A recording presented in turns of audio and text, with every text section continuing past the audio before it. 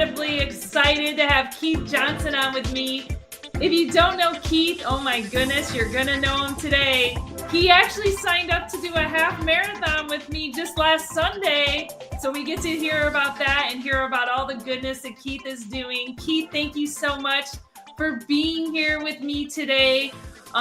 We're excited to learn more about what you're doing and also how you're impacting everyone that not only in the logistics industry, but also in the running community. So Keith, thank you for being here today. Why don't you introduce yourself and tell everyone what you're passionate about?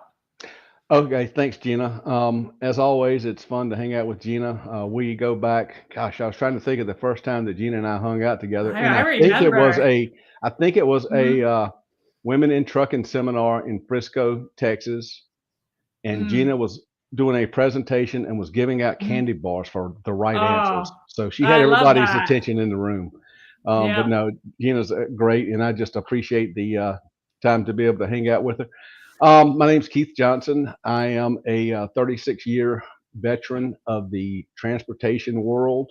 Done a lot of things in the transportation world, from from startups to running big operations with FedEx to actually the first 9 years of my life working night Mm. shifts. So Mm. I've done it all in transportation, and it's been a lot of fun. And I walked away about a year ago, took a break from the transportation world, and as Gina said, got into the running shoe world. I work for a local Cincinnati franchise, Fleet Feet, which is all over the country, but the person in the Cincinnati area has 7 of them, and I've just helped them with their logistics and moving stuff around their stores, and it's been a blast. It's kind of renewing to be able to hang out with all these young runners and getting me excited, and kind of prepares me for when somebody talks me into running a half marathon. I've retired several times, and I was going to again, but Gina and I were kind of conversing on emails the other night, and it came up, and I was not even drinking bourbon. I was not doing Oh, anything. I was going to ask. I know, no, I was completely sober, but it was a great opportunity to run the pig. Many of you probably know the Flying Pig. That's a huge running event here in Cincinnati and nationally. And I've done every event there except the half. And when Gina said, let's do it, I said, you know what? I've done the full, I've done the 5K, the 10K, the relay marathon. To be a true Cincinnatian, I need to do the half marathon. And my wife's going to do it with us. Gina's husband's going to come down. Scott's going to do it. So we're going to do it and have a blast. And I'm not going to say I'm going to do it well, not nearly as well as I used to, but have fun doing it and probably lose some weight as I'm training for it, and just feel better about myself. Gina talks about in her book that running is hard. It is, but it's so worth it. So anybody and you don't have to run. You can walk, you can run, you can do anything. But boy, it makes you feel better about yourself when you get done. Yeah, yeah. I mean, it's so true, isn't it? And in fact, I don't even like running. People don't understand. They don't even know that about me, but I do it because it's hard. We got to do hard things. And the thing is, like, when you're an athlete, what's the punishment? You have like the Pittsburgh Steelers behind. What did it? The punishment is running. So, it's like one of those things that I don't necessarily want to do, but I do it. Yeah, I grew So, up. I grew up as a football player. I played football in little league mm, and high school and in college. And as you said, running was either to get in shape or a punishment for doing something wrong. So I grew up hating running, and I don't have a runner's body. God gave me I'm blessed with many things that the Lord gave me, yeah. but He did not give me a runner's body. He gave me an offensive lineman's body, which I Oh, try to run with. And but it is when you get done. I can tell you, the crossing the finish line of my first marathon is a feeling that it is just, to go from 300 pounds to running a marathon and crossing that finish line. It's just hard to describe that feeling. yeah. And that when my wife did Chicago with me, when she crossed that finish line, I knew what she was going through because she was crying. So Mm. I just pointed at her and said, "You're a marathoner now." So just the feeling that you get, even though it's tough, is quite rewarding. So Yeah. And you know what? The reason why it's tough. I haven't done the Cincinnati half marathon, the Flying Pig. I hear it's a little hilly, but I haven't seen you in person in so long. And I just thought it would be an incredible opportunity to do it with you, do hard things together. We're in a time where people are feeling alone and lonely and disconnected. And I mean, it's been so many years since I've seen you in person, and I just didn't want to wait another year without seeing you in person. So honestly, I'm so much looking forward to it. You said you're not built like a runner, but the one thing that you have is like the biggest heart. And the moment I met you, your heart is so big and it's just so genuine and just so caring and giving. And honestly, like I didn't want to wait another year because you're not in transportation for the opportunity to see you. So thank you for signing up. I don't even know if you're really signed up yet, but I am signed up and I look forward to I seeing saw you. your notification. Yes, I have officially signed up. It is actually my wife signed us up, so she does all of our race sign up. So yes, we are officially signed up, and even letting my folks know at work that I have done this again. And like I said, we're huge sponsors of the Flying Pig at Fleet Feet. Mm, So now, good. now I'll be part of the big party that'll be going on. So I looking love forward to it. that. That's awesome. So Keith, tell us what you're passionate about. I mean, what's your passion and how do you move forward towards your passion? I mean, you do so many things. Truly, what is your passion? In transportation, it was a blast for me, and that was to build things. And I think I even have it on my LinkedIn profile that for me, building things, just seeing things grow is what I am really passionate about. Mm, And we've moved so much in transportation. I think we've moved 8 times over the years, just taking promotions and doing things. But my wife has always said that she can tell when it's going to be time for us to move again. When I start doing mundane things that don't get me excited, she's going, I know it's time to start packing again. So I love building from the very beginning to have that opportunity that people have given me from the Roadrunner days to put two companies together. Roadrunner and Dolls was phenomenal. That was a lot of fun. mm. And when R&L came to me and said, we need for you to build a independent contractor program for home delivery, that was a blast. I knew nothing about home delivery. I'm an expert with the independent contractor model, Okay. but I knew nothing about home delivery. But you know what? After a couple months, I was a expert at it, and we built a phenomenal program. So that's my passion: is building things and watching them grow and watching people succeed while they're helping me do this. I love that. Have you found, like, I know everything that you've been part of has been incredible that I know of because I've, seen it and been part of some of these things. But has there ever been a time that there's been hurdles or roadblocks that's kind of kept you from building or growing or doing these things that you love? I would say probably early in my career, and people, a lot of this is an issue with a lot of people is I never finished my degree. And Oh, I did not. And even when I was with FedEx running Chicago, I was in school and I was 9 hours away. And just I got mm-hmm, promoted to corporate in Pittsburgh, and I'm going to do it. I'm going to do it. And just with life going on, kids, getting in college and mm-hmm. traveling, and my job in Pittsburgh, I traveled I think 46 weeks a year. So it was just Wow. impossible. And then it Mm-hmm. got to the point that I really didn't feel like I needed to. I would like to do it one day, maybe just because it would have made my mom proud. Um, but Oh, it was. I never let it be a hurdle because I always got in and did the work and was successful in everything that I did. Not because uh-huh. I'm that smart, because anybody knows me knows I'm not that smart. But getting Oh, people, getting people around me, and just getting people in the right place, and mm-hmm, being involved. And like I said, working nights for 9 years and just mm-hmm, learning the business from the ground up, it never became an issue. I can remember when I was with Consolidated Freightways in Nashville, and a company called RPS called me to go to work for them. Didn't know mm, who RPS was, but then they told me they were a FedEx company now, and I jumped on board. Sure, I'll do that. But to me, uh-huh. that was kind of the defining moment in my career that said, you know what, that's a hurdle. That degree hurdle is not going to stop me, because from there I had other opportunities to grow, and have been successful with it. So I would recommend everybody getting a degree, and I ensured that both Mhm, of my kids did. But it was a hurdle that I probably had to get over early in my career. But mhm. I got over it and was blessed to have many opportunities despite that. Yeah, absolutely. You didn't let it hold you No, back. no, didn't let it. You didn't. I love that you kept fighting and you had the grit and you had the courage, right, to go forward because many people would let that hold them back, and you never did. So I'm proud of you for that. And you are smart. You shouldn't say that. You are super smart.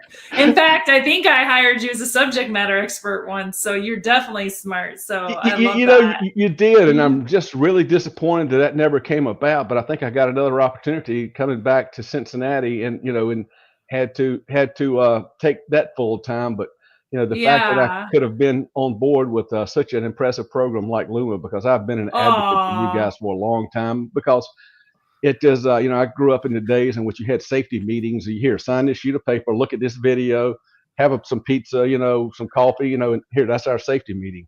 But what you guys offer is interactive. It makes you think. It is, I don't know. I know it's got a lot to do in your area of expertise, which is learning, but you've capitalized on that, and it's a great program. And I just can't believe that there's anybody who's ever going to go look at it in depth and not think, I want this for our people. Oh, thank you, Keith. I didn't even tell him to say that, everyone. He's just giving me free press right here. So I love that. But, I wanted to ask you this because I know you were an athlete. You have Terry Bradshaw, one of the great, incredible football players of my lifetime behind you. What does winning mean to you? If someone comes to you and says, what is winning? What does that mean to you? Winning to me is, I don't know, to me, it's almost about other people. And all this makes me sound like a people person. You are, though. I mean, I would never tell you that I am. My mom always said, if you had the same passion for people that you do for rescue animals, you could change the world. But I do. That's the one thing that I did miss when I left transportation is I loved going to the office. I know the COVID made a big impact on that, but I did love going to the office and talking to people, and love seeing people be successful. And I still try to repay that every day. I like seeing people do well. We had a great team when I took over FedEx in Chicago, the line haul operation there, and a lot of those people got promoted. And it's a pain in the ass when you lose your best people, but it also says a lot about your program if you're getting people promoted. So winning to me is success for the company, number one. And just when you just see the numbers, that's kind of a surface thing that you're looking at. But just seeing people enjoy coming to work, seeing people promoted, and just a positive work environment. And again, COVID has changed things quite a bit as far as the work environment. But I guess I am kind of a people person because I like walking in the office and talking, because you never know, the person you're talking to may be going through a situation that nobody knows, and you could be the only kind word they hear all day. And I kind of do the same thing now in my running world. I'm out in the stores. I'm in the stores every day, and my prayer every morning when I go to work is that I can impact somebody's life positively. Somebody needs a kind word, somebody buying a shoes. You got a lot of young kids in there that are going through a lot. You just want to have a positive impact on somebody somehow, some way. And when that happens, it's a good day.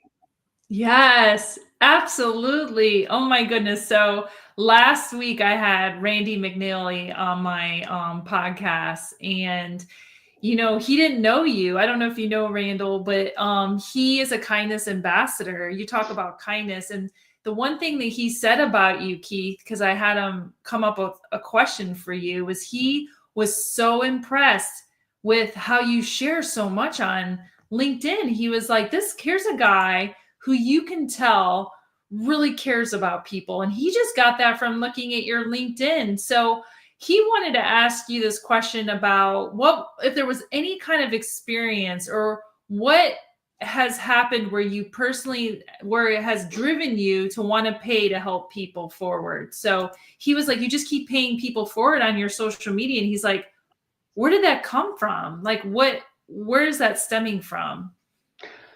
I'm going to answer that, but I'm going to throw in something real quick here about Randy. This marketing that I am coming up with for you being Lumatron, we want to borrow Randy's cape. Oh, you think he's going to let us use his cape? His cape? You think? I have widget here. Yeah. We need to get you a big L on a, like tights, like Superman, and you can use Yeah. Randy's cape and Okay. Yeah, that's a good Lumatron and her idea. and an assistant nugget. So Oh, I okay, love that. Let's but do that. back to Randy's question. That's a great question because I do. It takes me, 5 seconds to share a post or put out there that somebody's looking for a job, and Mhm. it's just such a small thing I can do to help because I have been blessed in my life to be helped by a lot of Mm. people.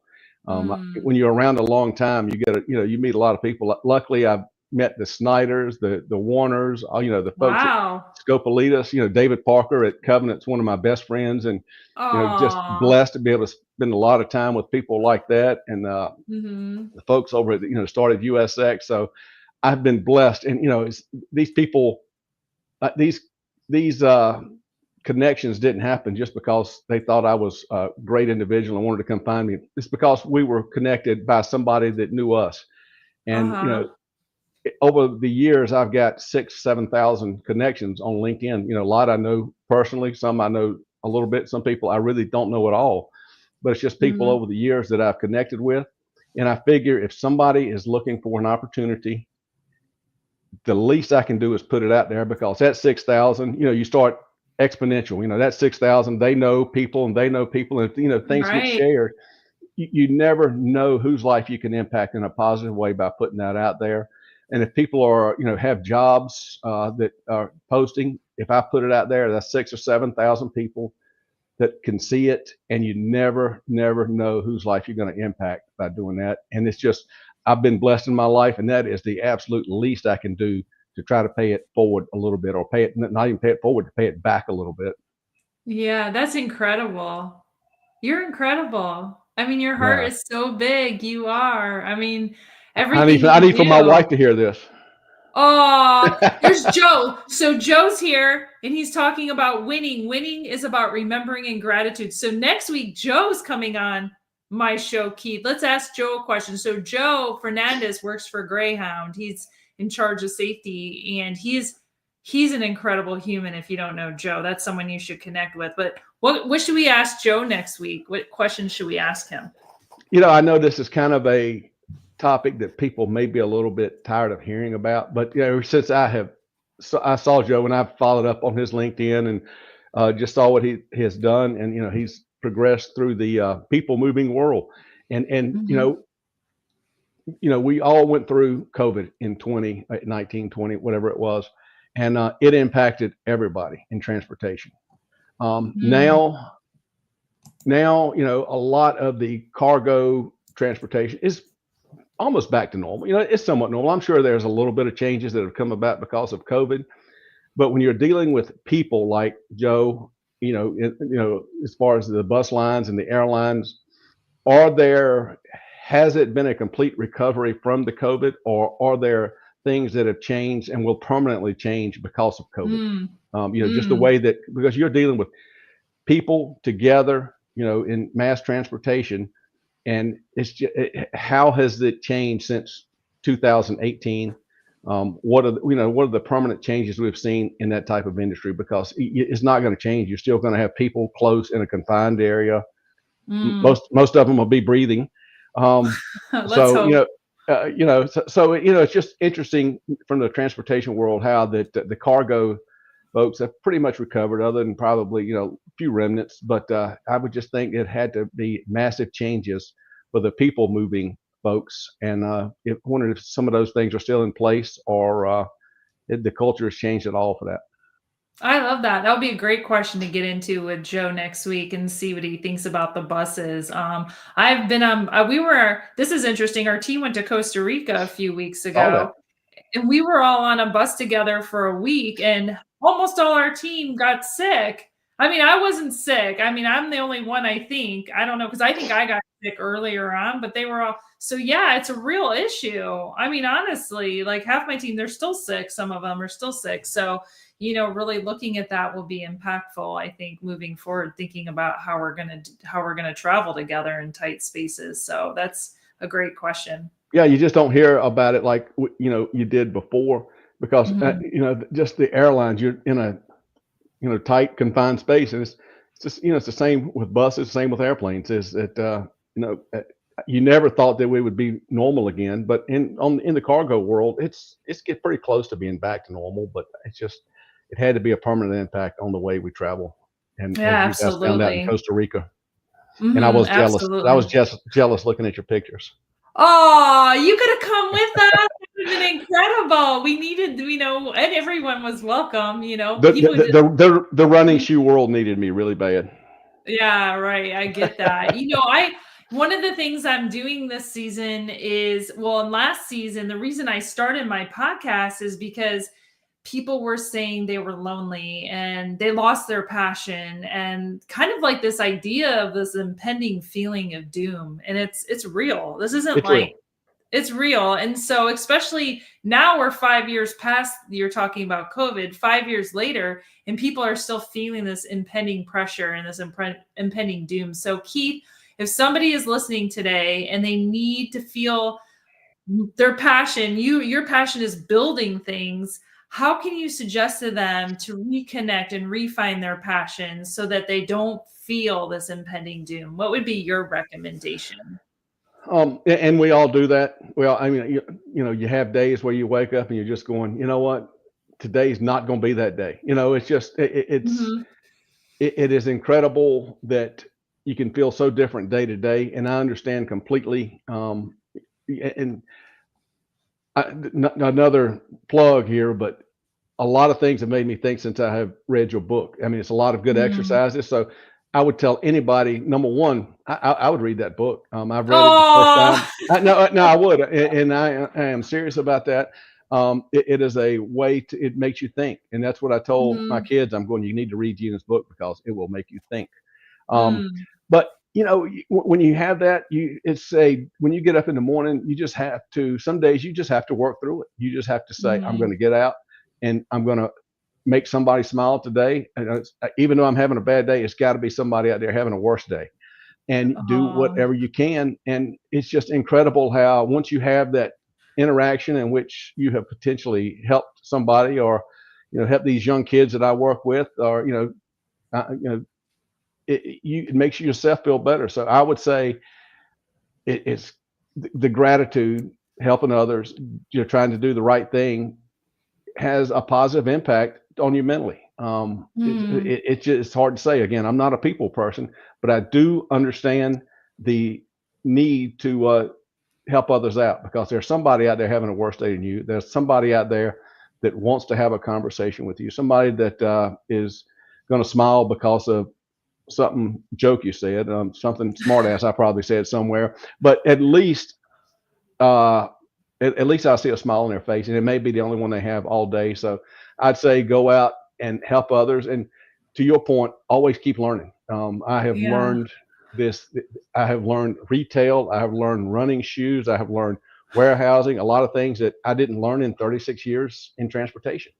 And it's been great to learn something new.